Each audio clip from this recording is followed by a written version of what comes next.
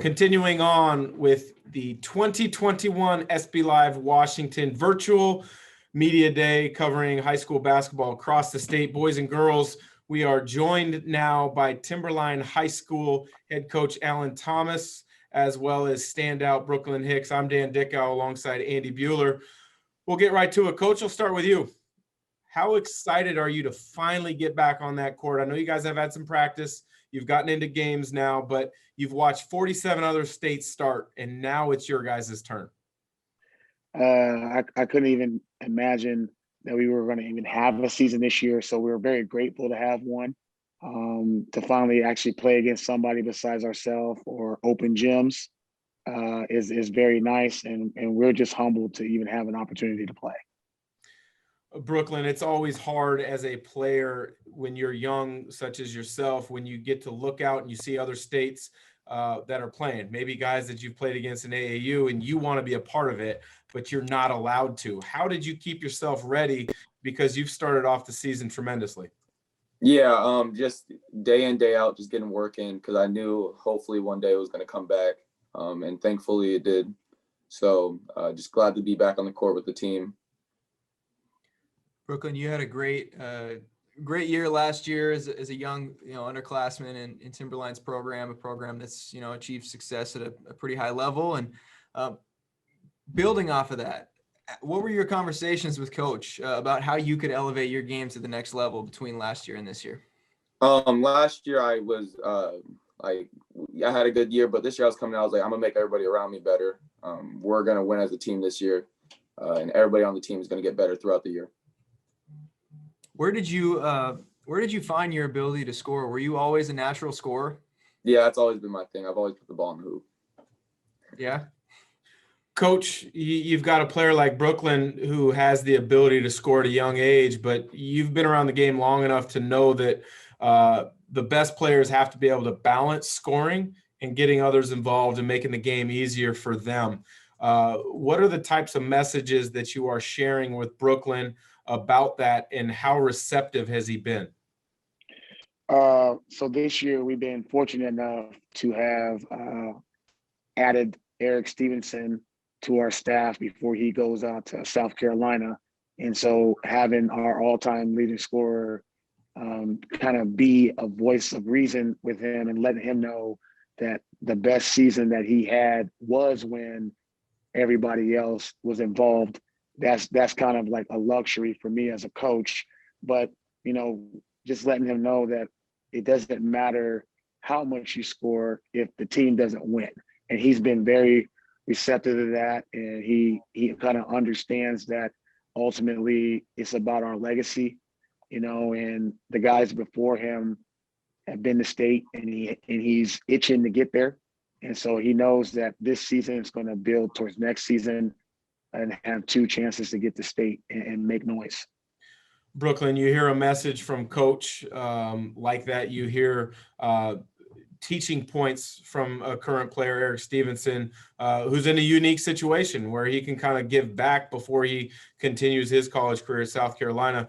But when you take a step back, maybe over the last 15 months, and you watch games at the college level, the NBA level, or highlights on YouTube, who are you focused in on? On the NBA level, I'm really into like Chris Paul, because he runs teams, and that's being the best player also got to be the best leader is my mindset. So I really pay attention to how he talks to his players and keeps everybody in focus during the game. Brooklyn, you talk about, balancing the ability to fill it up yourself and then get your teammates involved. And you go for 35 plus, what was it, 38 in your first game? And, your fellow guard Tyler Noah has 22. Who are some of the other guys that you're seeing contributions from, and you expect others will start to see that soon, start to know their names? Oh, 100%. Miles Gursky had a great game as our other point guard. He ended up having 17, I want to say around 6 assists, very well-rounded game. And then we had a freshman, Daryl Gibson, that came in with a double-double for his first game, 17 and 12, which is what he's supposed to do every game. So it was great to definitely see the team click right away, and I'm excited for the rest of the season. Coach, mentioned 47 other states got started before Washington, and it's been kind of regionally. Others have started before you guys. Some don't start till next week or the week after. So you've had the winter to watch basketball being played at the college level, at the NBA level. Has there anything that you've watched and taken from what you've seen and want to implement your program or instill philosophy-wise with your guys? For me, just watching teams bond and build chemistry, that's been pretty huge. Like I really watched a lot of Gonzaga this year, a lot of Baylor this year.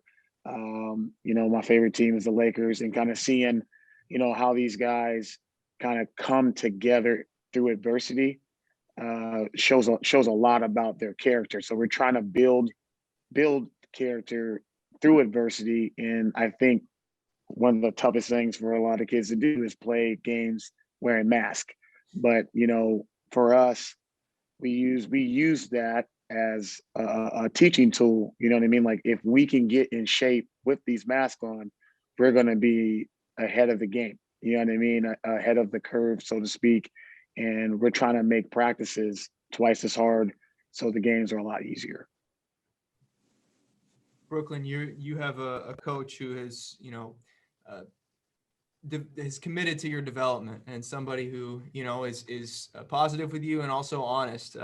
But I'm going to put you on the spot a little bit here. And this is something we've asked players across the state. When you're in a game and you do something where you might make a mistake, or there might be a turnover, or maybe put up a shot that coach wishes you didn't, and you look over, is there a certain look that he does, or something he does where next time out, or whatever, next practice, where it's coming? I just kind of straight face look. Just there's no emotions on the face. Just kind of stand there, hands down, straight face. And I'm just like, oh, all right. I really messed up right there. All right, gotta get back on defense or whatever. Coach, can you second that? Amen to that. It's sometimes you can say less, and it means more. It's just a look. Like, come on, get with it. Let's go. Last question before we let you guys both go. We appreciate the time. Favorite movie, sports movie of all time, and why for both of you guys? You can go for a second. For me, I would say Hoop Dreams. Hoop Dreams, it was something that I liked as a kid, because growing up, we all had dreams of, going on and playing 4-year basketball, but to kind of see two different sides of the coin, where they both had the same dream, but they couldn't, one made it and one didn't. And so it's kind of like that harsh reality that you kind of got to face sometimes. So I thought it was a good movie. Brooklyn, how about you? I don't watch very many movies, but when I do, I would probably just have to say Space Jam. I like Michael Jordan, and it's just a classic I've been watching since a kid, and I still watch it till this day. Well, Michael Jordan is the greatest of all time. Hopefully you had a chance to watch The Last Dance and learn about his competitive drive, his desire to win. And Coach, I second Hoop Dreams. William Gates, Arthur Agee, that was tremendous. That was right in my wheelhouse too, late 90s. Great movie. So wish you guys at Timberline the best of luck to stay healthy, to play well and win as many games as possible. So thanks for joining the 2021 SBLive Washington Virtual Media Days. Hopefully next year we're doing it in person. Absolutely. Sounds good. Thank you. We appreciate you guys.